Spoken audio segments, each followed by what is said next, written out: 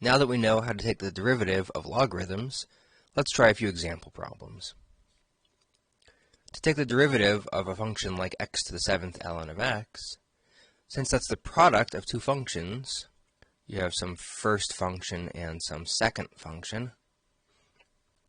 Remember that the derivative has to be the derivative of the first times the second plus the first times the derivative of the second. Or you can put these terms in the other order.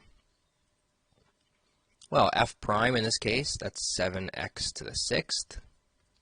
And then the second function is just natural log of x. And then times x to the 7th times the derivative of ln of x, which is 1 over x. And of course, x to the 7th times 1 over x is x to the 6th. So 7x to the 6th ln of x plus x to the 6th. And if you wanted to, you could even factor that x to the 6th out of both terms. And you end up with x to the 6th times 7 ln of x plus 1. For the second problem, we don't have ln of x, we have ln of a whole function of x. So I like to put a box around that, right? I have ln of box. And the rule is that the derivative of ln of something, well, this is just a chain rule problem. You basically put the entire inside wherever you would normally put x. So instead of 1 over x, it would be 1 over all the stuff in the box. But then times the derivative of all the stuff in the box.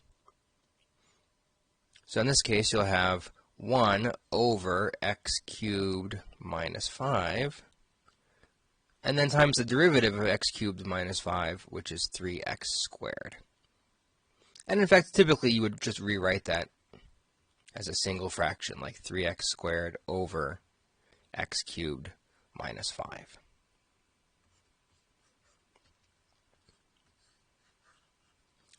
Finally, for this last one, log base 4 of 2 plus sine of x, that's again a chain rule problem. It's not log base 4 of x, but log base 4 of a whole function. And the chain rule says that whenever you have a whole function in place of x, that you do the usual thing. So the derivative of log base 4 of x would have been 1 over x times the natural log of 4. So in place of x, we put all the stuff in the box, and then multiply by the derivative of the stuff in the box. So that's going to be then 1 over 2 plus sine of x times the natural log of 4. It's all there on the bottom.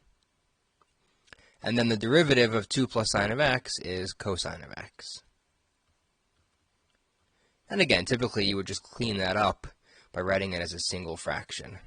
Cosine of x divided by 2 plus sine of x times the natural log of 4.